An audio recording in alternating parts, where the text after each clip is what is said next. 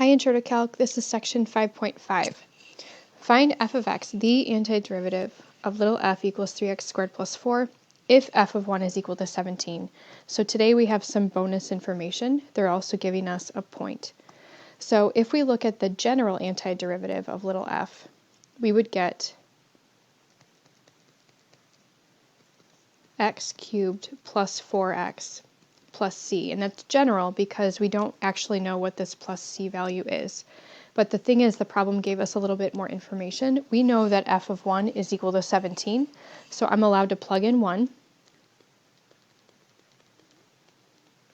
And I know that that should be equal to 17. So this allows me to find that c value. Therefore, c is equal to 12. So I think that the specific antiderivative is x cubed plus 4x plus 12. Number 2, find t of x, the antiderivative of little t, equals x to the negative 1/2 if t of 16 is equal to 7. So in a general sense, the antiderivative of x to the negative 1/2 is x to the 1/2 divided by 1/2 plus c. Remember that division by a fraction is the same as multiplying by the reciprocal. So we have 2 times 16 to the 1/2 plus c is equal to 7. The square root of 16 is 4.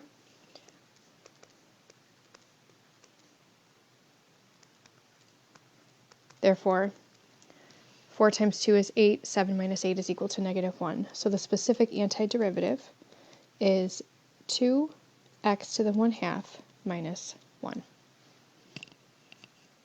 Number 3, find capital B, the antiderivative of little b,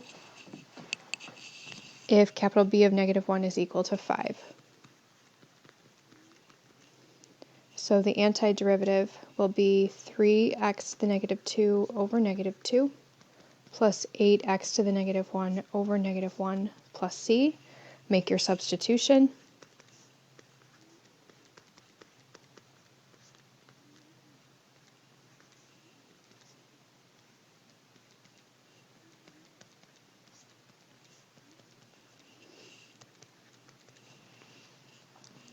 Negative 1 to the negative 2 will be positive 1.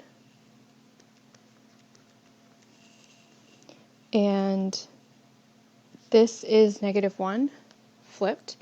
So then this turns into plus 8 plus c. So negative 3 equals negative 3/2 plus c.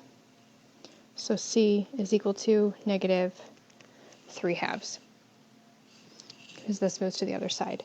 So your specific antiderivative will be 3x to the negative 2 all over negative 2 minus 8x to the negative 1 minus 3/2. Number 4, find the position function of a particle if the particle has acceleration function a of t equals 4, the velocity at time 0 is negative 3, and the position at time 0 is 8. So we have to understand this relationship, that a position function has a derivative that's equal to velocity. And then the derivative of velocity is equal to acceleration. So that means velocity is the antiderivative of acceleration, and position is the antiderivative of velocity. So if I have an acceleration function of 4, velocity is that antiderivative. So 4t plus c is that antiderivative. Because I know the velocity at time 0 is negative 3, I make a substitution. So negative 3 equals 4 times 0 plus c. c is negative 3.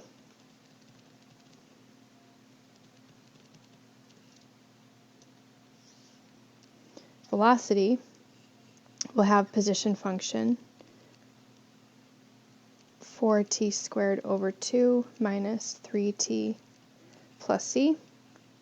And then I can plug in my position. The position at time 0 is 8.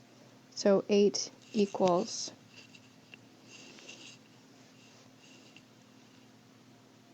2 times 0 squared minus 3 times 0 plus c, so c is 8.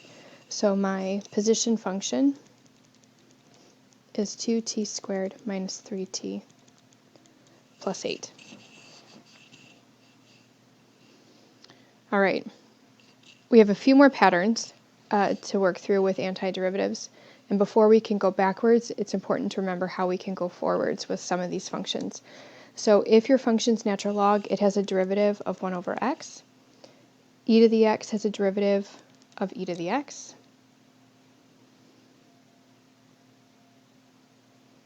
X to the negative 1 has a derivative of negative 1 x to the negative 2. And remember that these are exactly the same thing. So this also has derivative of negative 1 x to the negative 2. And now we're going to spend some time going in reverse.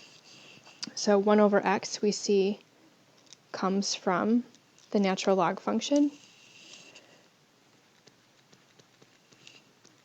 And I throw on that plus c. One thing to notice is that I use absolute value bars here.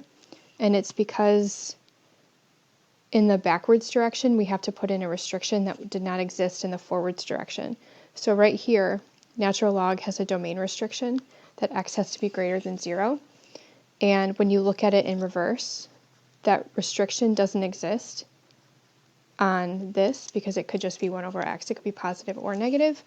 But we know that natural log has to have an input that is positive. So this is our antiderivative. And then going in the other direction for e is itself, which is kind of a cool idea. So you just remember that plus c. Number 6, find the specific antiderivative h for this function right here. So it looks like a power, and it looks like a power. And one of these is, and one of these isn't. And it's important to understand why.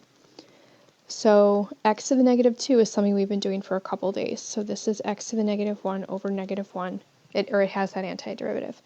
But x to the negative 1 is the same thing as 1 over x, which is the derivative of natural log. So this is plus the natural log, absolute value of x, plus c. Make your substitution just as we were doing above.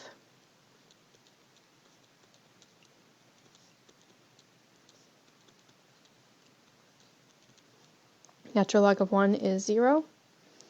1 to the negative 1 is 1, so this number is negative 1. Therefore, c is 5.